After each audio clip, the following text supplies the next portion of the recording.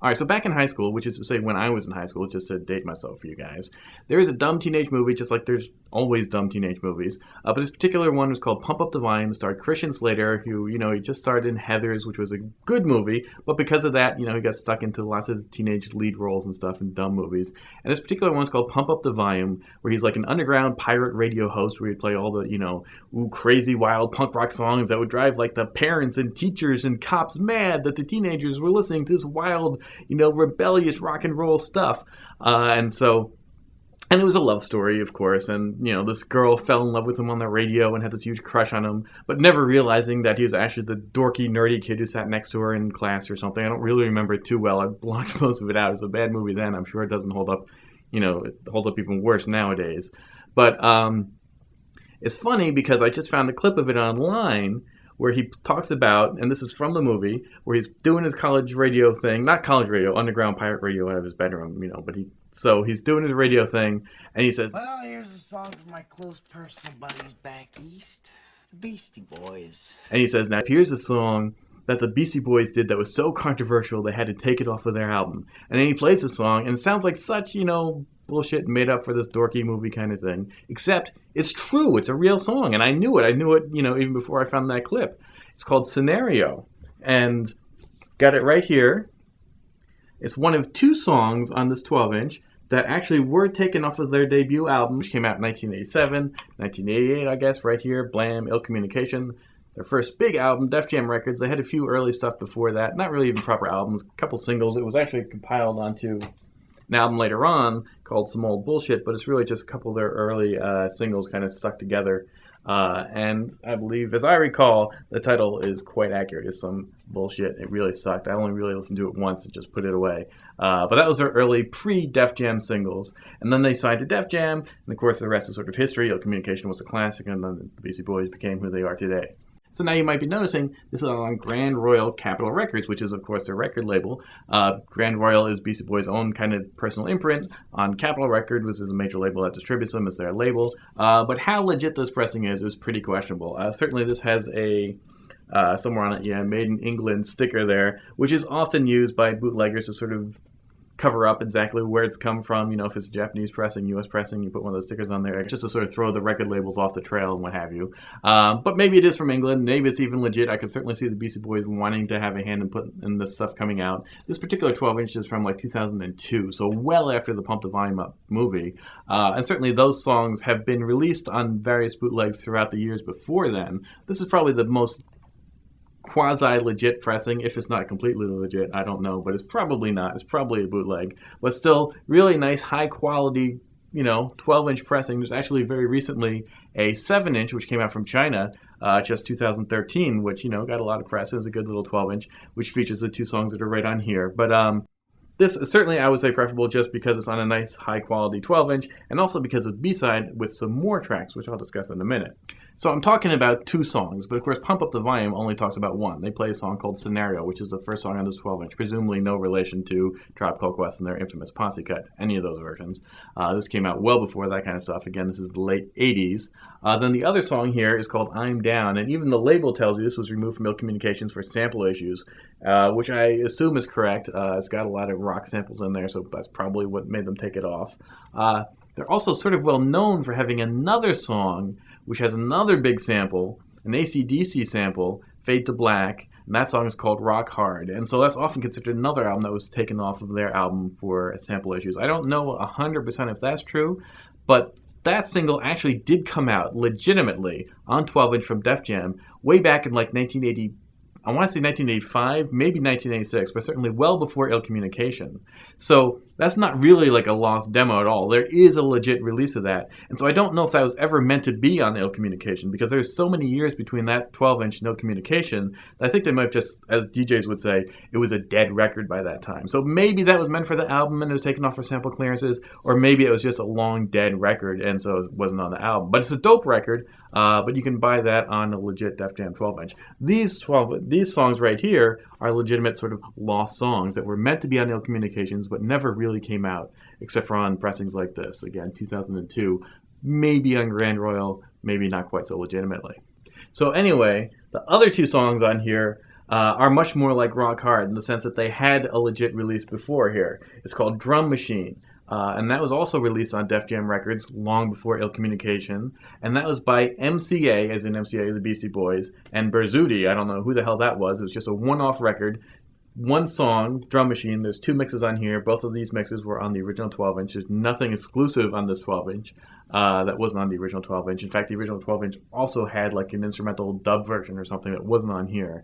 But it's just a rare, old school, not like hard to find rare, but just rare in the sense that it's sort of before they were famous and now sort of long forgotten. Dope. It's a pretty dope track. Very 80s. So it's called Drum Machine, and you can absolutely expect great big, phony late 80s drum machine kind of beats that you would expect on, late 80s kind of hip hop stuff.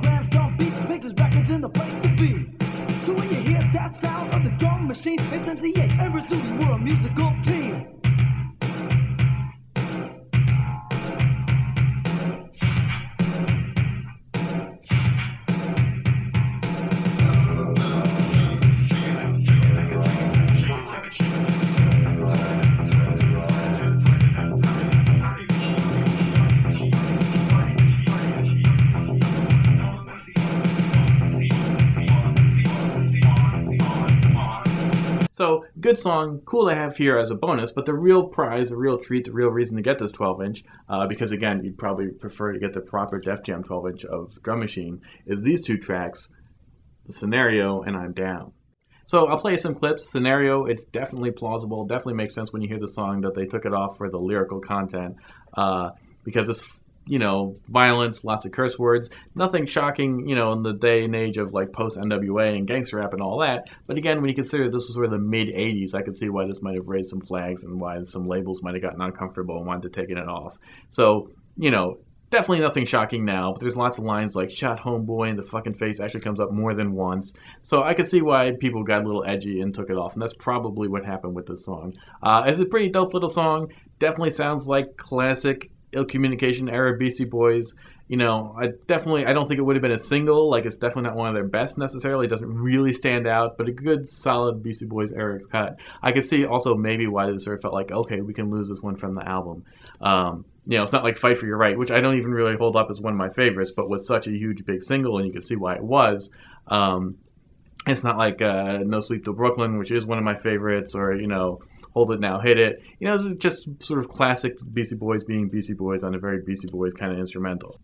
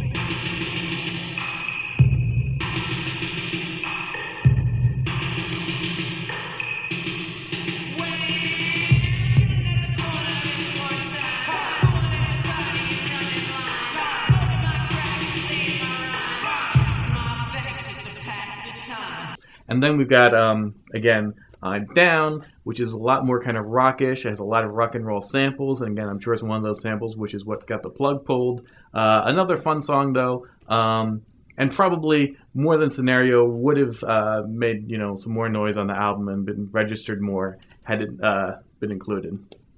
My girl likes Frank's not fucking beans. I'm gonna wax that girl right out them jeans. Oh, no.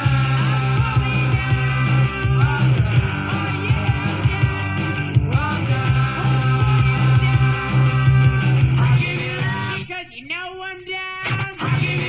Because I'm fully D. Because I keep a loaded pistol inside my pants. Find a deaf girl and do the new dance.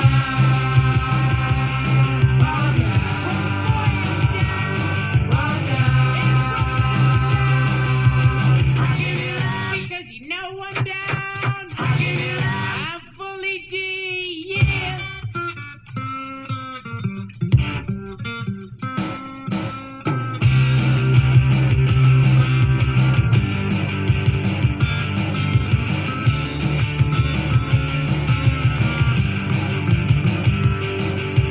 Took me to the bathroom and ran her lip. Cause a smack in her face ain't all that